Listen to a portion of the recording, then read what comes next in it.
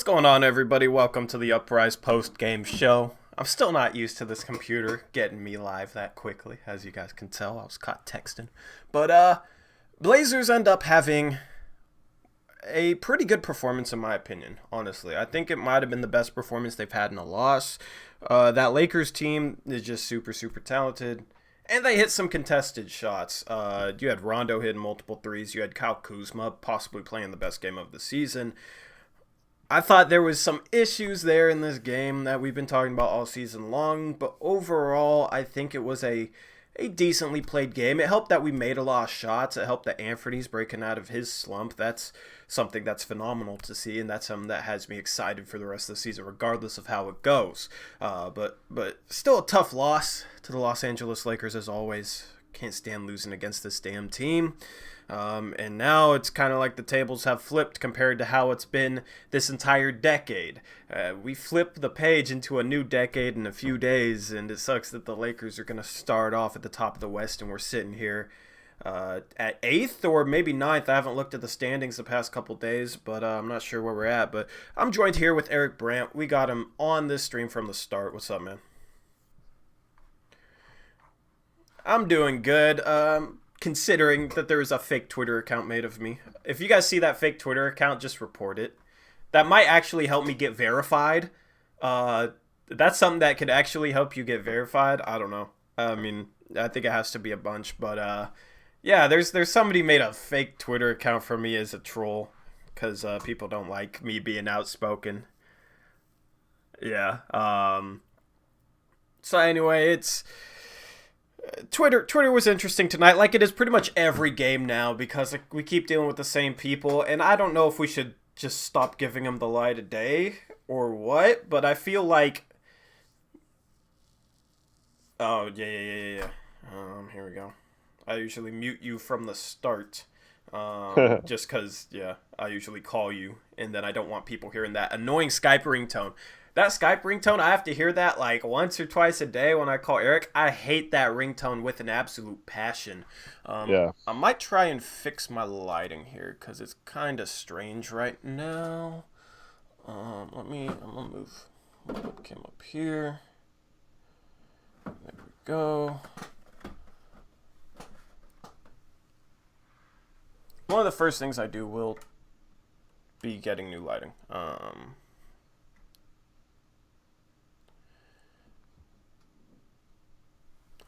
But, yeah, so, anyway, that should be good enough, I guess. This game it was just a back and forth.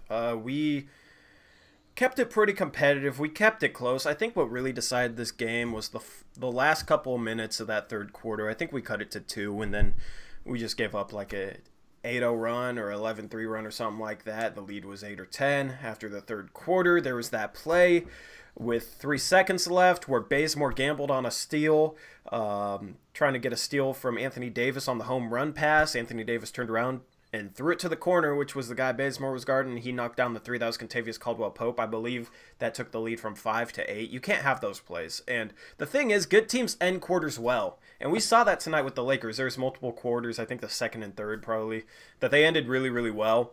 And you got to close out quarters well if you want to be a very good basketball team like the Lakers. And we just didn't do that. But overall, I thought our defensive energy was there. Our offense, we didn't really move the ball that well, but we ended up hitting some shots. I did think we had a stretch where we settled there in the third quarter, and that got us down by 10 points, 12 points, whatever it was. And then we made a run on a comeback because we started being a little bit more deliberate with our offense. We started getting better shots. We started attacking a little bit more. We weren't settling for these sidestep fadeaway threes with still a decent amount of time left on the shot clock. And I thought that kind of hurt us in the third quarter. Defensively, they scored 127, 130 points, but I thought that the Los Angeles Lakers just played a good offensive game. They knocked down shots. They had mediocre shooters that ended up hitting some shots. You look at Rondo, you look at Kyle Kuzma, who's a pretty mediocre shooter, but he was absolutely lights out, even including contested threes. So I don't know. You can look at some negatives that we've always talked about. I'm sure we'll probably get into that, but overall, I thought that if they played like this against a lot of teams, they would win. If they played like this against the Utah Jazz, I think they would have beaten the Utah Jazz. But that goes into my point that I want to make. This team can play like this. It's almost like they pick and choose what nights they want to play like this with their energy. They get up for a great team in the Los Angeles Lakers, their rival. But if they play a bad team, the New Orleans Pelicans at home or something like that, they don't get up in that same way. And I guess it's human beings out there, right? So it's easier to get up for the best team in the West who's your rival. But we've lost games this year because we have not gone into games focused. We've lost games this year because we haven't gone into games showing enough energy. And you look at tonight, if we did that consistently, I think we would have a winning record right now. If we came out with this level of focus, this level of energy, the defensive rotations we had in this game were better, and that kind of goes back to the fourth quarter of the Utah Jazz game when we all of a sudden magically figured out how to rotate defensively, which has been one of my biggest complaints. There's still some periods here and there where we didn't rotate, where we made some defensive mistakes, where we overhelped. CJ McCollum is the prime offender of that. But overall, this type of game, I wish it would have came against a different team, because we still ended up losing it, and we play the Phoenix Suns next. I feel like we're going to come out in that game flatter than we did in this game, because this might have been the most energy we've played with all season long. And I wish we just did it against the teams that we had a much better chance of beating, because if we consistently did this, man, we would have a winning record right now. If we consistently rotated, if we consistently hustled defensively, if we consistently boxed out, which I think we did a good job boxing out. It's hard rebounding against the Lakers. They have JaVale McGee in there. They have Anthony Davis in there. They have LeBron James in there.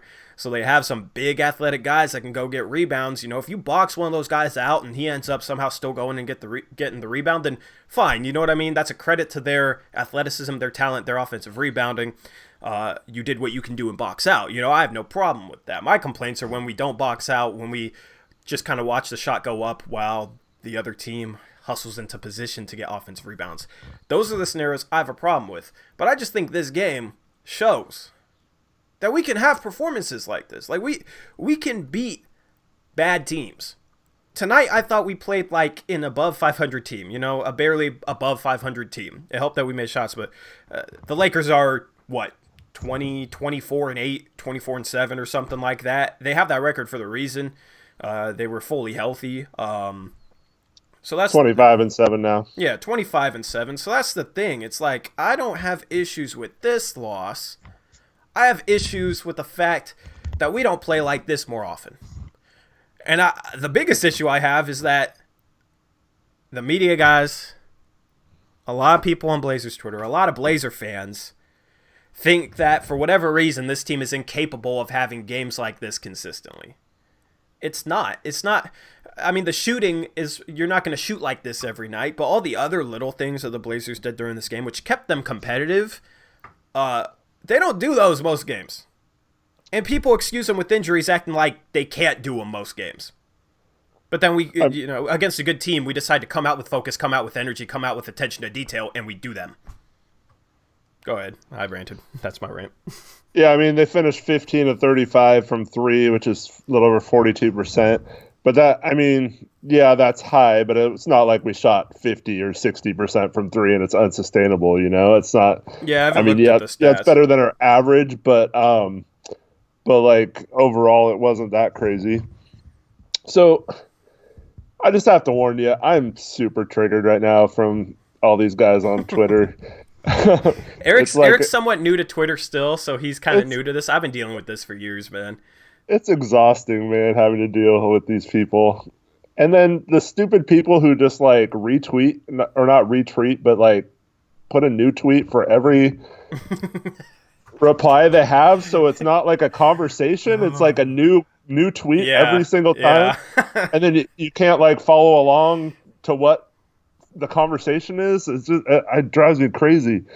And and then you have Jason Peterson and Chad Doing the whole game tweeting about injuries and calling people donkeys. It's the same stuff that's been going on for years. It's the same guys that just trash our roster, Alfred Camino and Mo Harkless, they suck. I never want to see them on an NBA floor again. You know what I mean? Like, super toxic towards some of these guys. And then, we end up with worse players than them because our depth gets hurt. And now all of a sudden, oh, these guys, they all suck. This team is horrible and blah, blah, blah, If only we had Aminu and Harkless. Yeah, and we still have Dame, CJ, Whiteside, Melo. Bazemore was solid tonight. Anthony Simon stepped up tonight, but our roster sucks. It's extremely negative and toxic. And the thing is I mean, we're gonna get into this again, but it's every night, and we don't go out and cause this. That's the thing. Yeah, they're coming at us on Twitter. I also feel like you gotta stand up for the people out there that do have to deal with these people, because that's the thing. Is like, if you disagree with me, that's completely fine. There might be some people in this chat that don't see it the way I do. I present my thoughts, and I try and present to them with a level of depth so you can maybe make up your own mind. Maybe you see what I'm talking about, maybe you don't. But, dude, these guys won't even have a conversation. They'll complain if they have some analysis that we don't respond to, but I don't know. This whole Twitter thing has been a mess. It's kind of thrown me off my game, off my focus the past couple of games, and I come into these post-game streams, and it's kind of hard to, focus on the actual game because we get trolled so much on social media, and it's like, I'm not upset because I've been dealing with it for a while. If I was new to this, I'd probably be upset, but I've been dealing with these guys for a while. But, dude, it's just so ridiculous, and it's like they'll completely randomly reference us. Like, I randomly got called Tori from Tiger the other day. I don't, okay. Oh, no, he wasn't talking about you. Yeah, he wasn't talking about me. That's why he put 2 R's on my name. Like, how many other guys Tori, named Tori? Left a Donkey City hashtag. Oh, I was just joking. All right, bro. But, that's the thing, is we'll get tweets like that all the time. It's like, it's kind of hard not to respond to it. I almost feel like we just got to stop responding to this because we're just going to go in circles and circles. Unless you guys have followed me on Twitter and you guys on this post-game stream like hearing about this stuff. You like the drama. I get that it can be entertaining. It's hard not to just completely call this out because I dealt with this as a fan before I had a platform. And nobody ever stood up for me. Nobody ever was on the other side of things. Nobody, what I mean? I got clowned. I saw anybody around me who said anything, they also got clowned. So nobody ever said anything. So everybody was just silenced into never even talking about anything deeper than surface level takes. Never talking deeper than oh, it's injuries, or oh, we just don't have enough shooting from the forward spots, or blah, blah, that type of stuff. Anybody who went into that, anybody who went deeper than that got silenced, got clowned. If you go deeper than that, it's, oh, well, you just think you should be an NBA coach then. Wow, you just be the coach then since you're so smart. It's almost like it's a bad thing that you go deeper into discussing basketball on Twitter with these guys.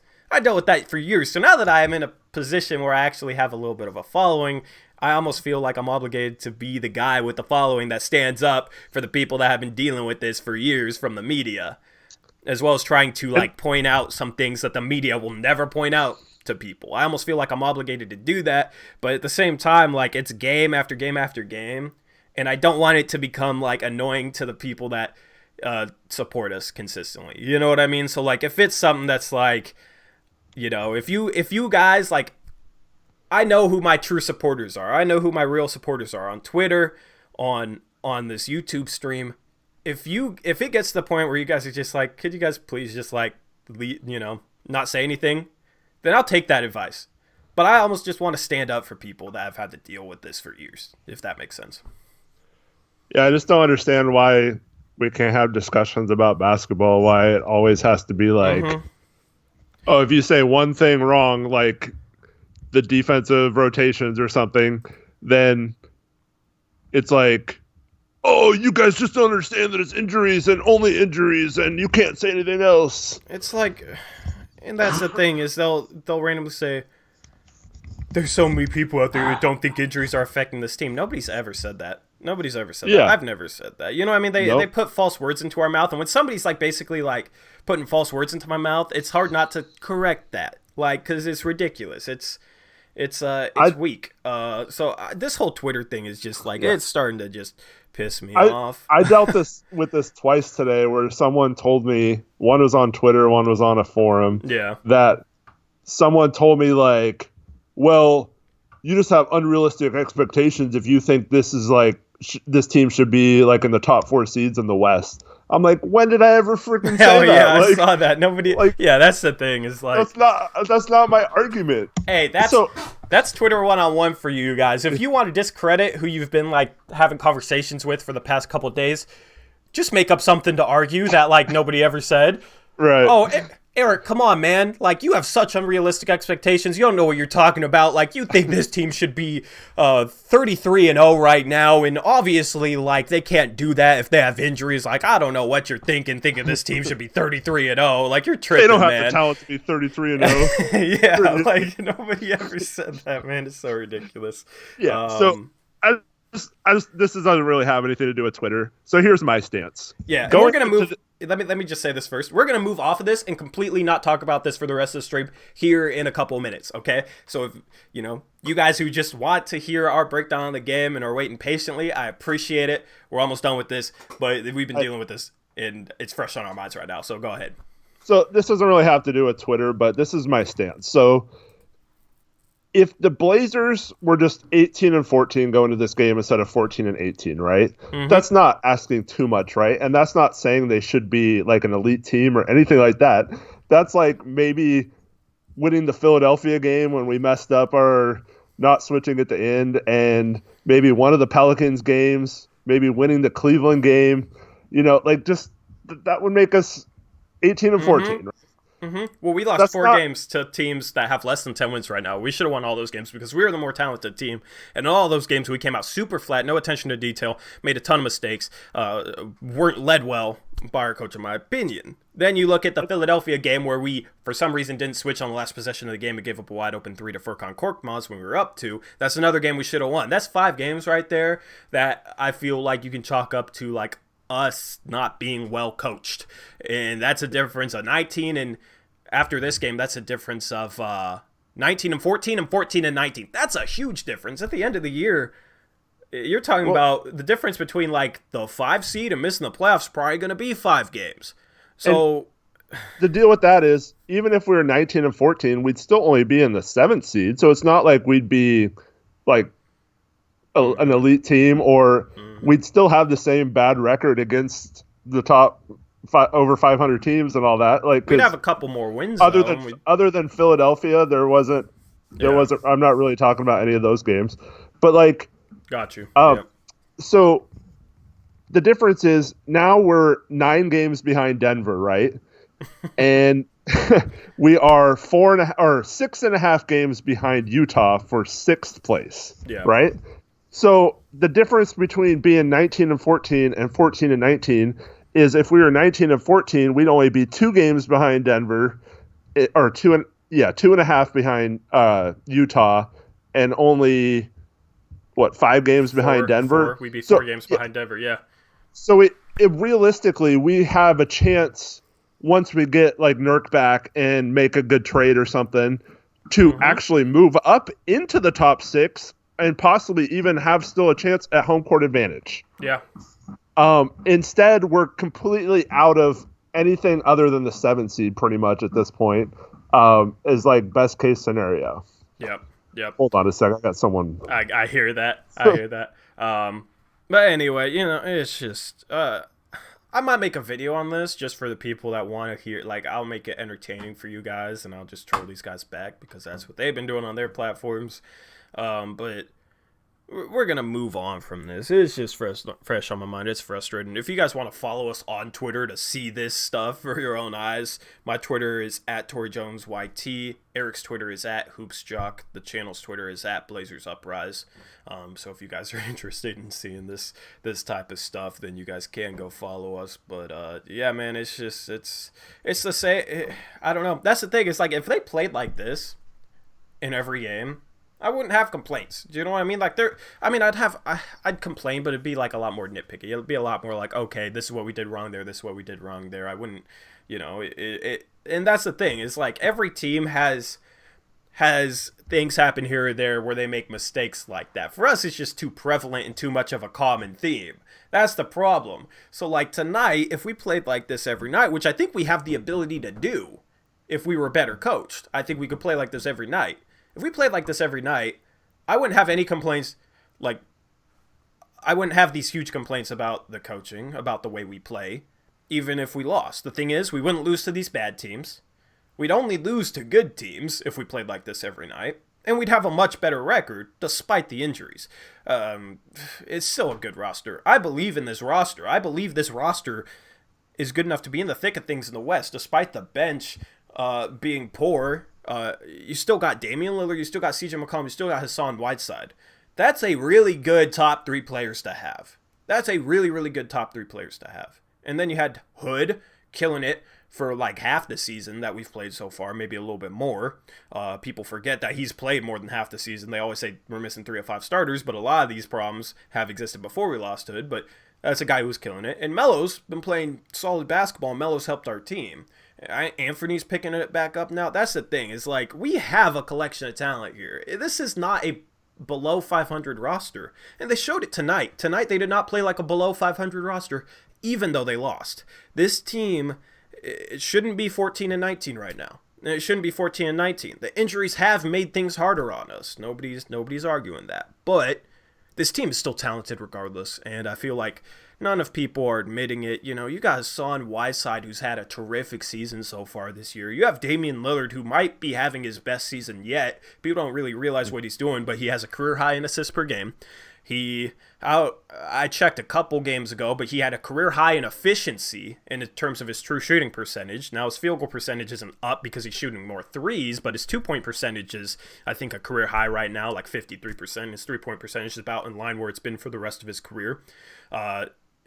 Dame's scoring is nearly the same rate it's been his entire career. You got CJ, who his season numbers don't look spectacular, but since that really rough start for the first 10 games of his season, since then, CJ's been good. CJ's been really, really good. He's been efficient. His playmaking is a little better than it was last year. It's still not quite where I think it could be, where it should be, but CJ's been good the past 20, 25 games. He almost brought us back in that Utah game after having a terrible first half. He's still struggling with defensive stuff, but in terms of his offensive game, he's still been good. And then Hassan Whiteside was banged up early. He had injuries to his hip, his foot, his leg. But since he's gotten healthy, he's been one of the best setters in the NBA. Since he got healthy from those injuries, since he's been able to be a little bit more mobile, he's been one of the best centers in the league. And then you got Carmelo, who, although he isn't the most efficient player, requires a lot of defensive attention. He's shooting really, really well from 3, which opens things up for our offense. He's been a good help. He's been a solid defender as well. I mean, this roster is still good. That's why I get frustrated. If I thought this roster sucked, I wouldn't get frustrated about coaching stuff. There'd be no point to. And I think that's where the media guys are, because they think this roster sucks. I don't think this roster sucks. What do you guys think about this roster? Let me know in the live chat. I want to hear what you guys think, but I don't think this roster is that bad. I think this roster is good enough to hold us over until we get healthier and could make a trade if we were just simply taking care of fundamental things that we should be taking care of. So it's just frustrating that we're sitting here at 14-19. We got our record back to 14-16, and now we're on a 3-game losing streak. There was one game in there we definitely could have won, the Utah game, if we just played a competent first half of the game when we were getting blown out. Well, we lost to the Pelicans. And we lost to the Pelicans. I mean, we should just be in a lot better position than we are right now, man. But overall, in terms of this game, I'm going to toss it over to you, Eric, because you haven't talked in a while. I've been kind of random. But I want to hear what your thoughts are on this game. I'm kind of with you. I felt like they played decent. The Lakers are one of the teams that they played so far this year that do have more talent with them. I agree with you on that. So it's hard to base this particular game off of anything really significant like coaching or injuries or anything like that. But it's frustrating that they're good because unfortunately, unless James or Davis gets hurt, they're going to be pretty tough to beat. But they were right there this game. They could have won it. It's frustrating. Melo didn't have a great game. The refs were terrible. Mm-hmm. That that foul call on Tolliver was so ridiculous. It was beyond ridiculous. Like, the dude's like running. The dude apparently isn't supposed to run in LeBron's area because LeBron was running and kicked his foot back and clipped Tolliver. Like, how is that a foul on Tolliver? And I saw somebody tweet out that they were close enough to hear the ref say, "Didn't you see the leg-on-leg contact?" Tolliver was running. Tolliver's leg was already planted. LeBron like kicks his leg back when he runs, kicks his heel back, barely clips his leg. It didn't completely trip him up. It just, he blew the layup then. That was a horrible foul call, man. That was ridiculous. And then it was funny because like a couple possessions later, and I tweeted this out, Carmelo gets absolutely whacked by Dwight Howard. Like, Dwight Howard went through his entire body. He got a little bit of ball, but he went through his entire body. Obvious foul call. And they called it like 2 seconds after it happened, and it had to be the ref from almost half court. There was a ref right there on the baseline that saw that play right in front of his eyes and didn't call it. And it was like, the fact that they called that LeBron foul like that and then reviewed it and didn't overturn it, which they should have. And then like it took the ref from half court 2 seconds after the play to call that foul on Melo where Dwight Howard just went completely through his body. That was ridiculous, man. And I tweeted it out. I said, that shows you how this game's gonna go. It was kind of like that before, like Lakers getting the benefit of the calls because it's the Los Angeles Lakers and they have superstars, and it's the same old story that we've seen for years. The refs were horrible tonight. And then in the second half, Dwight Howard like clothesline Simons and pulls him to the ground, and that's not a foul. And then we get a technical on top of it. It's so frustrating. Yeah. But dude, I know you know how this feels, but like when you're chasing someone down on a fast break and you purposely hold up so you don't foul them, and then you get called for a foul because the ref's like anticipating contact and is blowing his whistle basically before there's even a foul. And that's like the most frustrating thing. It's like I purposely held up and didn't touch him on purpose. Yeah. I didn't stick out my hands or anything. Like I'm just standing there. That shouldn't be a foul on me. Like I hate that so much. Like it's just like they think that you're going to contest LeBron and foul him, so they're already ready to call the foul before it even happens. Yep. I mean, I kind of expect it. You know what I mean? Like it's something that you got to expect going into this Lakers game, or else you'll end up too triggered as a Blazer fan, because it's always bad with Laker games. Just expect it to be bad. If for some reason it's even, then that's a pleasant surprise. If it's bad, it's what you expected, and it's frustrating, but it's not too frustrating. Just don't expect it to be fair when we're playing a team like the Los Angeles Lakers or the Los Angeles Clippers, or especially the Houston Rockets, because James Harden gets the benefit of everything. Just don't expect the refereeing to be good is the message I have for Blazer fans, because it was really bad tonight, and I wish I could say I was surprised, but I'm not. Yeah, for sure. I don't think it cost us the game or anything, but yeah, it definitely swung it. You know what I mean? It was close enough where it was like, okay, if it was called evenly, then it could have been anybody's game in my opinion. We still might have lost, but I definitely think it hurt us this game, which is probably the first time that I've said that all season long to that extent. Because most of the time we'll end up losing to a team like the Pelicans, and it's like, we should beat this team regardless of the way the refs are, and we made so many mistakes in this game. It's kind of like, and the refs in those games haven't been as bad as they were tonight. Like, it might have been the worst refereed game that we've played in all season long. So that's why this is the first time that I have this attitude towards the refs on a post-game show. But yeah, it was bad. But anyway, let me just plug this real quick. We will be going a complete channel rebranding on January 1st if everything goes smoothly. With the new computer that I got a couple days ago, I'm going to completely pimp out this channel.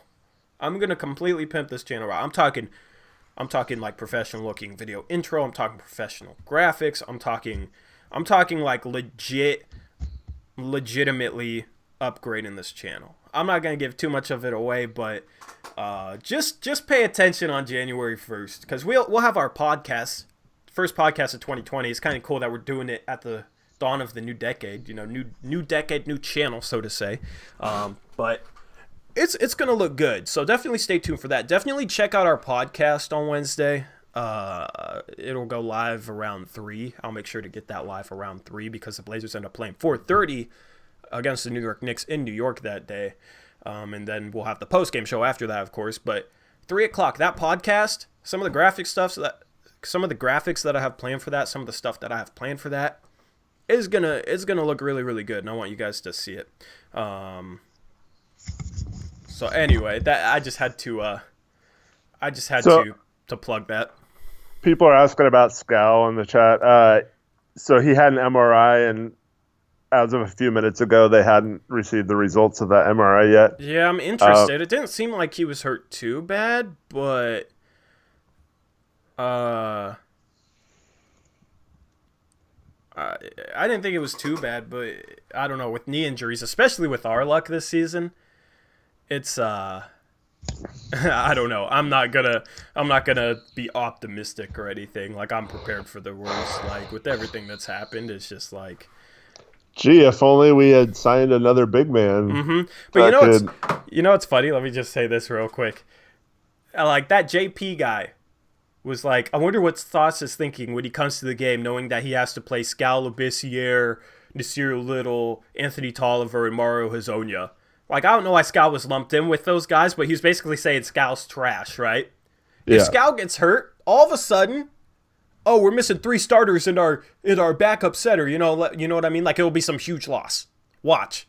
That will happen if we end up losing Scal for a period of time. That will another 100%. Injury. You know, he lumped him in with Anthony Tolliver and Mario Hezonja, but once he gets hurt, all of a sudden the player is just like so much better than he was before. So that's going to be funny to see. I expect that to be the thing if Scal gets hurt. Hopefully Scal's not hurt, though.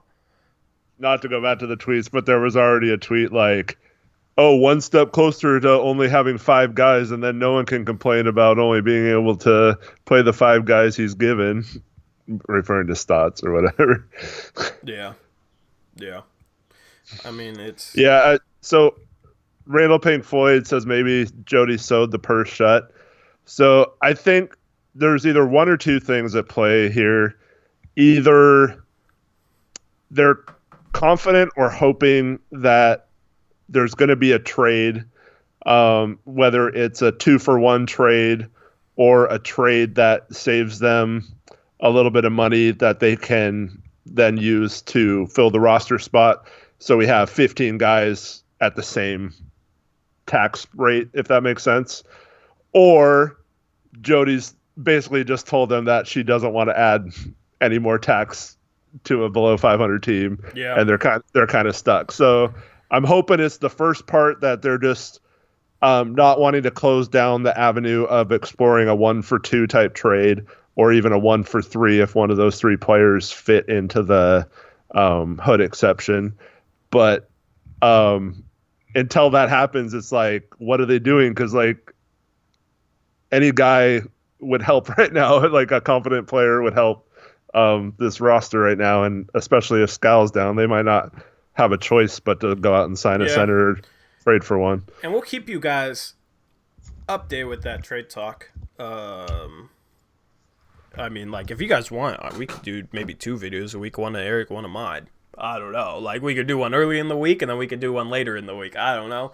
If you guys want that, because that's what gets the most views too, is the trade talk stuff. And I feel like that's what fans are most interested when the team is struggling like they are right now. It's how can we change this? What new toys can we get, basically? You know, it's Christmas season. I mean, I guess Christmas season is over, but it's been Christmas season. So what new shiny things can we get, so to say? And the trade market is interesting. We have tradable pieces. We have pieces that we should definitely trade given the situation that we're in.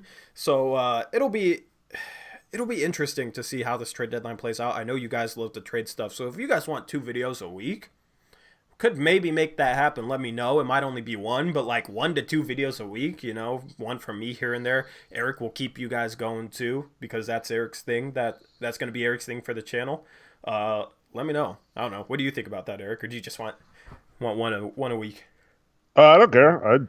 I'd do multiple ones, and I'd even do like a live stream for trade talk if people wanted it. Yeah, we'll start talking about it more on our podcast. We do little bits and pieces of trade talk coverage on our podcast, but usually it's in a bunch of like other stuff. So like I like having dedicated videos. I know you guys like watching that, and believe it or not, I want to give you guys what you guys want to watch. I don't know why you wouldn't believe that, but so that's the thing is I put out the mailbag. You put out your trade talk video.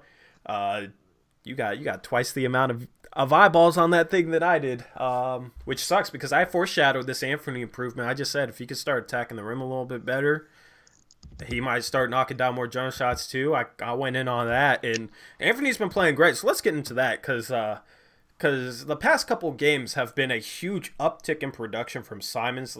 Against the Utah Jazz, he was 7 for 9 for 15 points. He also had 10 rebounds. Tonight, in 27 minutes played, he had 14 points, 6 rebounds, which is good for a guard his size. He's getting in there and mixing it up, and I love to see it. He was 6 for 13 from the field, 1 for 1 from the three-point line.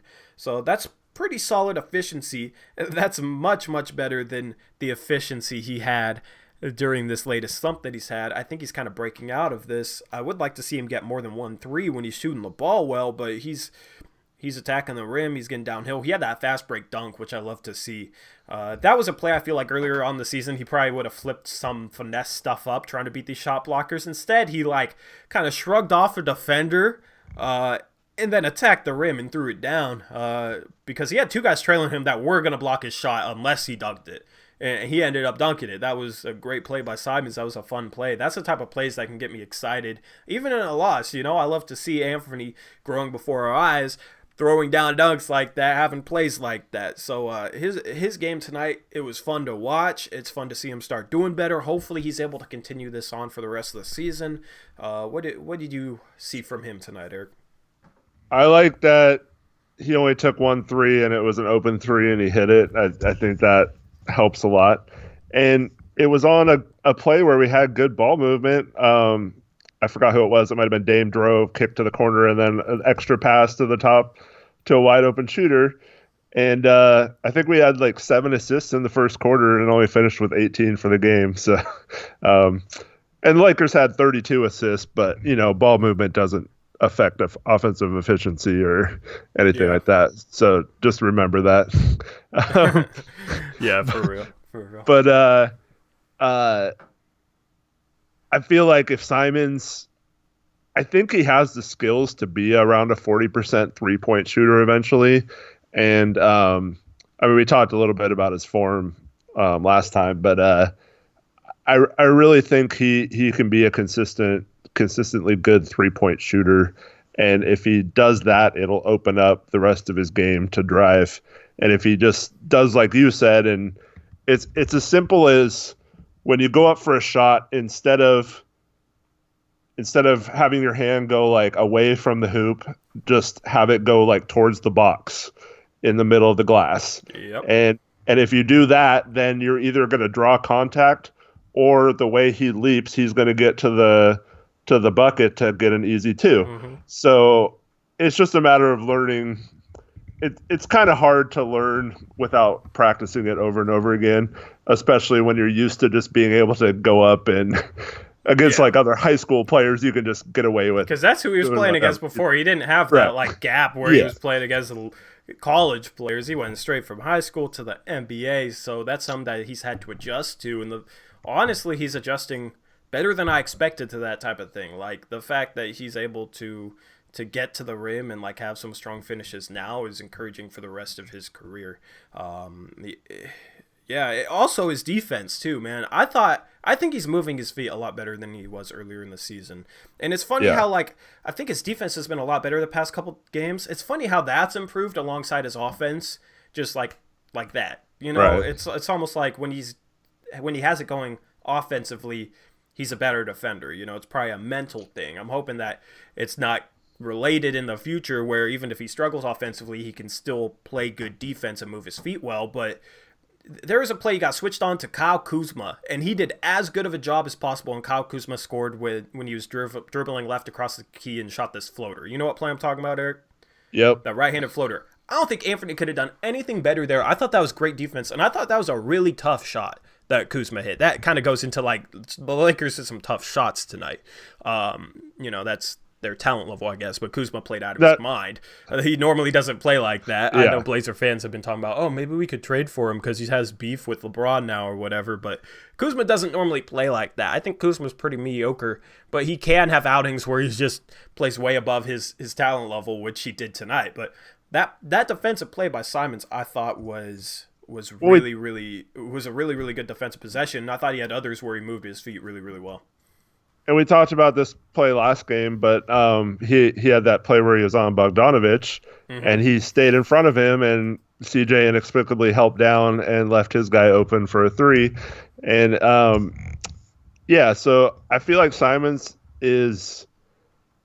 I felt like he's getting unfairly criticized for being put in positions that Dame and CJ don't have to be put in earlier in the season. Because, in the Brooklyn game, he was the one guarding Kyrie. Dame and CJ hardly ever have to guard Kyrie, when they're in the game. And they play most of their minutes with Kyrie as the starter, And it's stuff like that where Stotts, this might be by necessity because they don't really have a lot of strong defenders on the bench. But he's almost had to just take the best perimeter player when he's playing, and if it's a point guard or a shooting guard, and I kind of like that. I think that'll help him later on. But I haven't been as critical on him about his defense because of that. Yeah. If he was being hidden and he was making these lapses of falling asleep on the backside because he only has to guard some scrub in the corner and he can't even do that, then that's one thing. But like you said, he's had some tough possessions where he did all the things he could. I mean, there's nothing you can do if Kyle Kuzma throws up some crappy shot and it goes in. Yeah, I mean, that was, we shouldn't have had that matchup in the first place. Somehow we got switched, and Anthony did as good of a job as possible. There's a play in Utah down the stretch where he did a great job staying in front of Bogdanovic, and CJ inexplicably helped off Donovan Mitchell when there was no help needed, and Donovan Mitchell ended up hitting a three to put them up 5 with about a minute left. That was basically a dagger. That's the thing, though, is I think Simons is as good of a defender. I don't know. He's had stretches where he's been really, really bad, but at his peak, I think Simons is as good of a defender as Damian Lillard and CJ McCollum. I think Lillard and McCollum are kind of consistently average to below average. I think Anthony, he'll have a game where he's horrible, and then he'll have a game where he's a good defender. The past couple games, he's been a good defender, in my opinion. And the thing is, if Anthony, Dame, and CJ are all playing equal defense at this point in their career, it makes sense to give Anthony the harder assignments because he has more room for growth defensively. Dame and CJ don't really have room for growth. They're basically who they are as defenders. You give Anthony these tough challenges, then he's not making us any worse by it if he's equal to Dame and CJ, So sure, guard Kyrie with Anthony instead of those other two, because the thing is, Anthony's going to learn from these assignments. Anthony's going to get better. I can tell that he wants to be a good defender. You know what I mean? There's some young players you can just tell that they're not really concerned with defense. They might try, but they're not really concerned with defense. I can tell Anthony, I just have the feeling that he wants to be a good defender. I think he talked about it a little bit this past offseason, this past summer. Anthony wants to be a good defender, so sure, give him these hard matchups. He might get beat, but there's going to be possessions where he plays just as good of defense as you could have hoped for any of our guards to play, like that play against Kyle Kuzma, and he still gets beat. You know what I mean? But the more challenges you throw at him, I think the more he'll learn. I think he'll adapt. I think that's kind of, you throw the young guy into the fire and he's going to learn. And Anthony's growth, I think, in a season that is looking to be on the brink of being lost at this point. I'm not going to say it's lost because things can flip around like that. But in a season that's tough like this, Anthony's growth is very, very important. And it's one of the things that can keep us excited even in losses. Yeah, and this is why I've said all season long, I've been very firm about this. You have to let him just learn and give him minutes. I don't think benching him at this point does any good, and you just got to let him work out of it. And hopefully these last 2 games is a sign of him starting to figure things out a little bit. And if you can get to the point where you can rely on him later on in the season and into the playoffs if we make them, that'll be huge for this team moving forward, especially next year. because I can't imagine if he's incrementally improving this year, how good he'll be like in a couple of years, you know? Yeah. Josh Christensen says, how is a 6'3 guard averaging .8 blocks and killing it on advanced defensive stats a bum on D casuals? The only advanced defensive stat that CJ McCollum is killing it on is real plus minus, as far as I can tell. And you have some guys up there that you have like Denzel Valentine ranked 10th, like that. There's a lot of noise on that stat. I think you need a full season to be able to base it off that stat. CJ has struggled in that stat in the past, you know, small sample size, whatever. Don't base too much defensively off advanced stats. You got to watch the guy play. And .8 blocks just shows that, okay, once a game, he has a good defensive possession where he gets a block. There's many, many defensive possessions in a game. So just basing it off of .8 blocks and an advanced defensive stat isn't sufficient at all, in my opinion. Randall Pink Floyd says, Blazers lose, but Uprise is undefeated on Twitter. Priorities, boys. Yeah, that's the goal, undefeated on Twitter.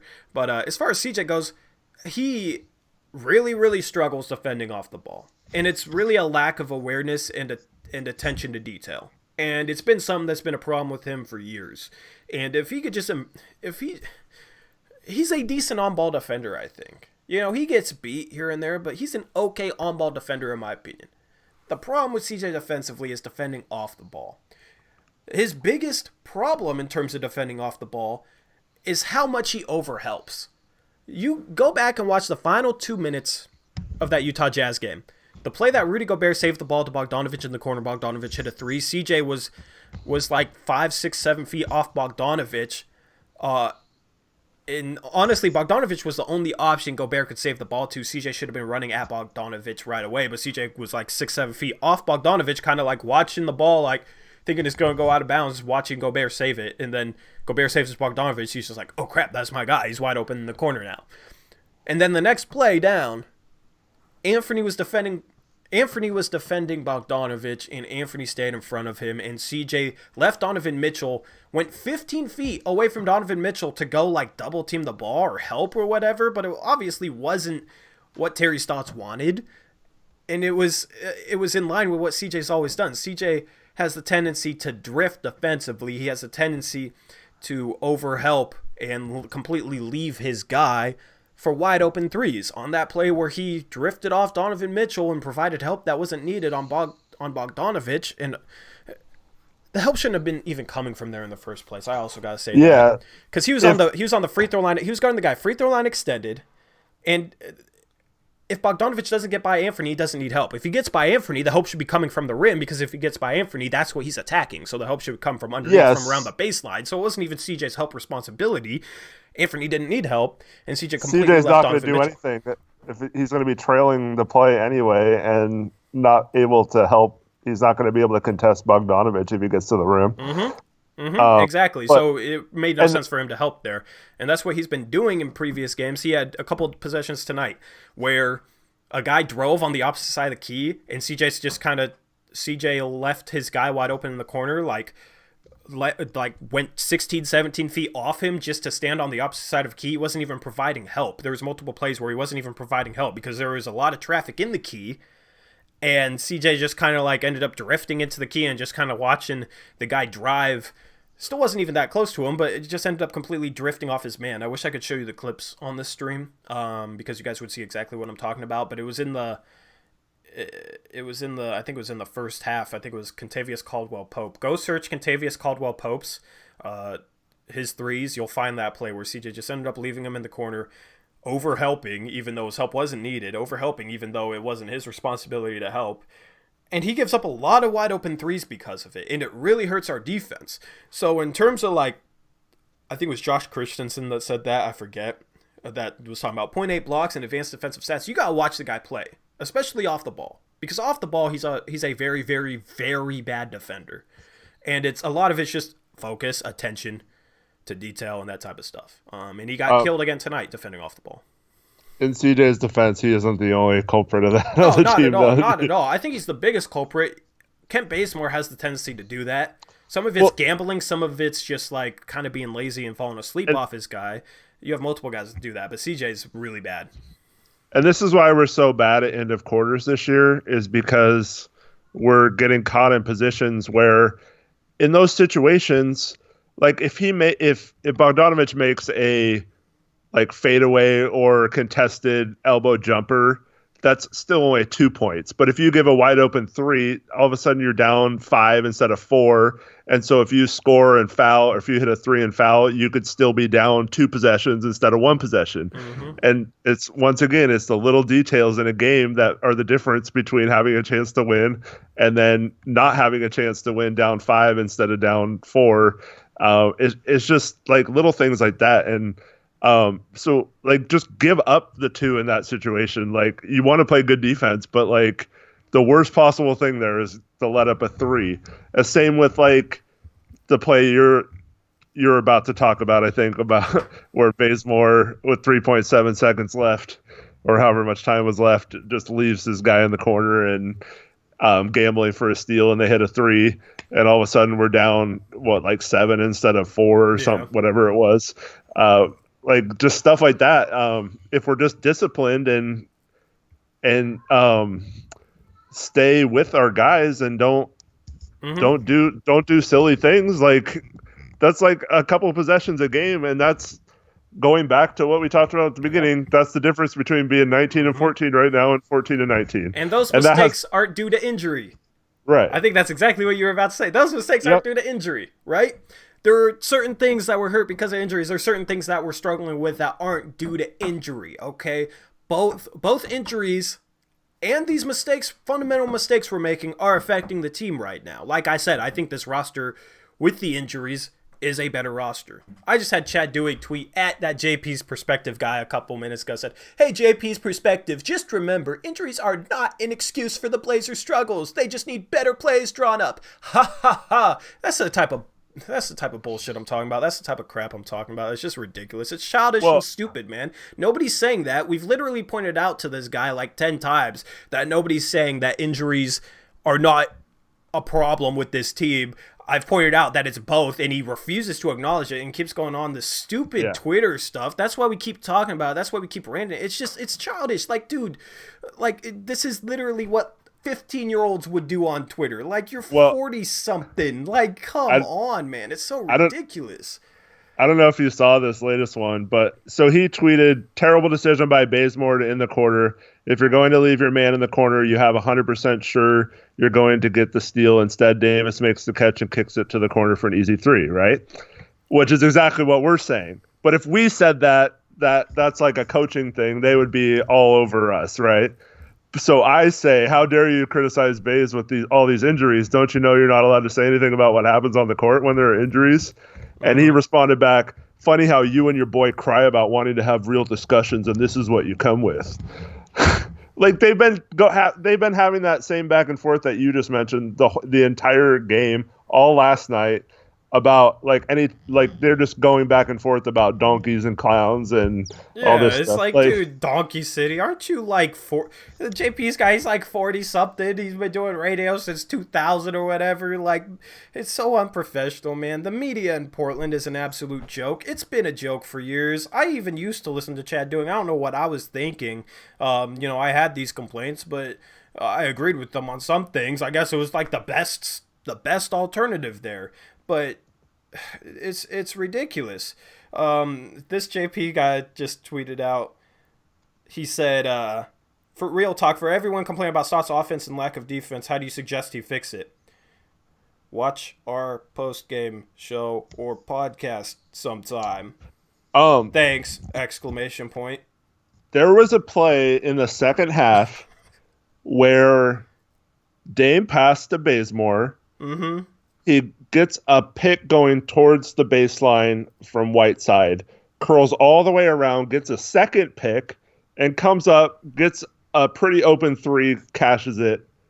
And I was like, whoa, what's that? He went all the way around and got a double screen, and I was like, why can't we do that more often? Like, seriously. Mm-hmm.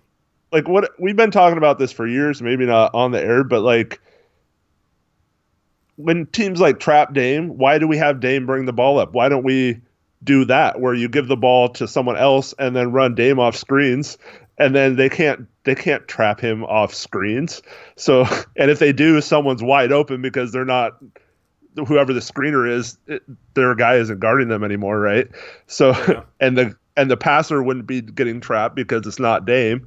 So like, and then I wanted to bring this up too. So the Lakers had this strategy whenever Anthony Davis got switched onto a guard, he would just, when the shot goes up, just cherry pick and run down the court, and they just lob it up to him, and most of the time he'd get an easy lay-in.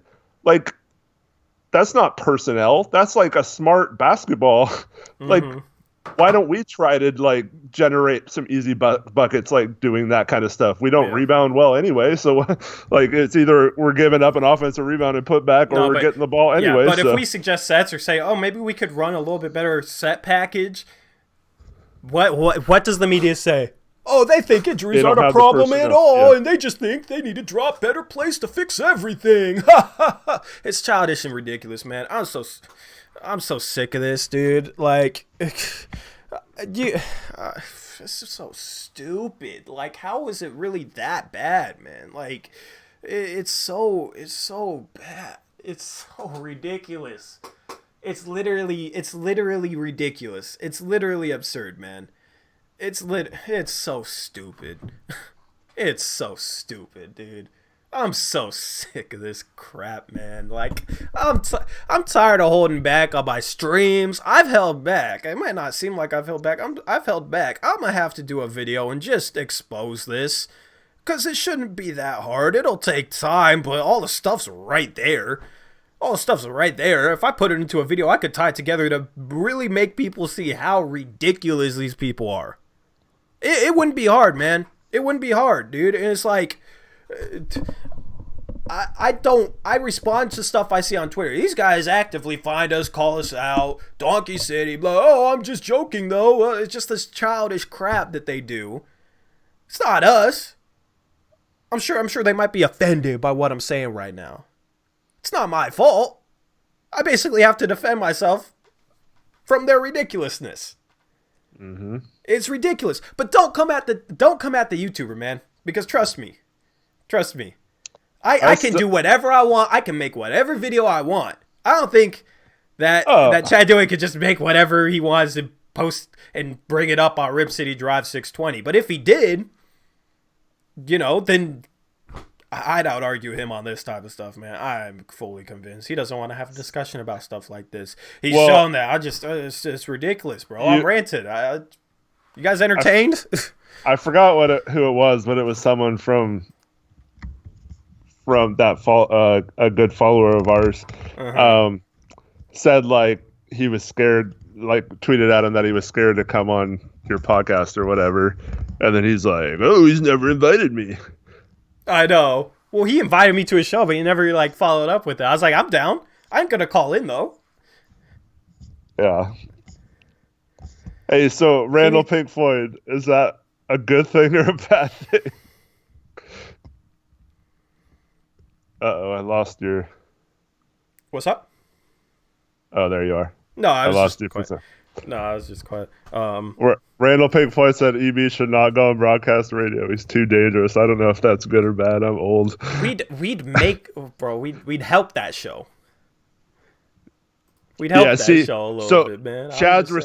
Chad's response was basically like, he said like, oh, what would I call him? Like you don't have a title or anything, or like you're not like a right. Yeah, it's so ridiculous. That's just the childish stuff I'm talking about, man. Like, what do you mean? What would you call me? Like, oh god, man. Yeah, because it's pretty obvious he doesn't want to give you any like not credibility, but like he's worried that you pick up some viewers for free from him, and so yeah, because people like me who watched him like 2-3 years ago, if I heard somebody come in and argue these things, I'd be like, thank you, I'm gonna go watch that guy. Like, me personally, I feel like there's people out there like me that haven't found what I do yet. So I mean, yeah, dude doesn't. I don't know, man. It'd be entertaining. It'd be entertaining as hell to be on there, though. I wouldn't hold back. I don't care. I could be on TV. I'm not gonna hold back. Like, obviously, I'm gonna be professional if I'm not gonna, curse or anything. I don't do that here really at all. Even though I have free reign to literally almost say whatever I want. I think we should invite him on the podcast, man. I mean, he's from Vancouver. Yep. We could, I don't know, man. Like, we could set something up in person. I meet him, shake his hand. All right, we're gonna get after it. It would be entertaining as hell, and I have the confidence. Well, I mean, it wouldn't hurt, like, especially if he like retweeted the link or something, Yeah, I mean, but he probably wouldn't. He probably wouldn't want people to see it. I'm sick of it, man. So, Chad hosts the pregame show, but he also hosts the radio postgame show, the fifth quarter. So, yeah. I wonder what Chad would say about him while he was in here. Yep. I love our crew though on Twitter. That's like vocal, like Zacho, Trevin. There's people I'm definitely missing, like Leo. If you guys aren't with us on Twitter, you guys gotta join that Twitter crusade. We're leading the rebellion, man. Shouldn't even be like that, but it feels like we're leading a damn rebellion because of the way these people act. Fine, we'll lead a damn rebellion. I'm down. It's ridiculous, man. Like, you ain't gonna get away with this stuff now, man. Because I dealt with it in the past. Whatever. I'll make it entertaining for you guys. I promise. Hopefully, this is. Hey, people watch YouTube. A lot of times they like to see like drama. A lot of times they like to see beef. A lot of times they like to see this stuff. So I'm down to engage in their like tit for tat, back and forth crap. I'm a YouTuber. Like, it's fine. See, the problem is, like, they're looking for people who are just like, oh, Stott sucks, fire him, get his ass out of here, without just, like, nothing to back it up. But, like, they know that we could actually back it up, so that's why they have to resort to calling us donkeys and stuff like that. Yeah, they can't engage. They don't have anything to respond to. Like, they can't battle us like X's and O's or analysis or breaking down sets or anything like that. So, like, yeah. Yeah. Do a charity live stream with Chad. Yeah, that's a good idea. But yeah, see, we don't do that though. Like, yes, we're frustrated, but like we give our examples why we're frustrated and complaining and stuff like that, and it's never just like, oh, screw this, this sucks. No, not at all. We're that's why I hate when like there's a guy named Ryan Jones on Twitter. It's why I hate when people are like, oh well, Blazer fans just get over emotional and they criticize Stotts because of it. Anybody, I don't even have to explain why that's BS. Anybody who watches us who knows that knows how that's BS, man. Trevin, did you see the one guy sarcastically calling out Stotts rotations? Like that's the issue. Yeah, he shouldn't have been. That's the thing is I'll say defensive rotations, and half the people that try and clown us think that means like who's subbing in and out. Oh, bro, I can't with this anymore. I can't with this anymore. If they tweet us again, we'll bring it back up. But yeah, it's ridiculous. It's ridiculous, man. Appreciate your guys' support on Twitter, on here, as always. Yeah, I mean, I'm gonna try and end this beef with a knockout, not a real knockout. Before people, oh, calm down, man. Don't threaten to knock him out. You know what I mean. God, I'm blanking on my words right now. I want to end this with an exposed video or a podcast or going on his show or something. I'm going to end it, and then we could just like literally forget about this. Oh man! And then if they like bring up something in regards to us, you guys can just post an L in their replies, and that's it. Oh man, that's what's gonna happen, bro. Is Leo in here or is he on Twitter? Probably both. That's he the just thing. he just responded to Chad saying, "Can you just debate Tory Jones already on the podcast?" Yeah. But then that 503 Blazer fans, hard to run plays when you have third stringers running them the whole game. Like CJ said earlier this year, there's a reason why they can't run half their sets as they usually would with a full team. Set complaint has been sets have been a complaint of mine for years. So what's your response to my complaints last year? What about last year's team that was basically the full team at the beginning of the year back from the year before, plus like Stauskas and Curry? Like that shouldn't have mattered in terms of not being able to run sets. The thing is that roster. Whoa, $100 don't. Whoa, oh my goodness. Well, he wants the diss track. Shout out to First P Last JL with the $100 donation. He said, "What's your rapper name, Tori?" I'm not sure yet, but I'm gonna have to do it, I guess. So, wow. All right. The deal that I agreed to, for those of you who don't know, is if I got $100 in donations on a live stream, I was gonna drop a rap track. It's happening. Maybe that's gonna be the win that I take there. I don't know. I can't say. It will be out before the end of the season, but I'm gonna work on this to make sure that it's not bad. That's all I'm gonna say. I didn't expect it to come from all one person, but huge shout out to First P Last JL with the amazing What's up, First P Last $100 donation. He's also a Patreon donor, so in January we're gonna get him on a podcast or on a show. I have to thank you again then, but dude, absolutely killing it, man. I appreciate it, bro. He's got to be on the one where you debut your rap song. Oh, I know. I'll name drop him in the song. In the song? Yeah. Nice. First P, do you want me to drop your YouTube name or your real name? Because you're under your real name on Patreon. I could drop your real name or I could drop your YouTube name. Tory from Tigard.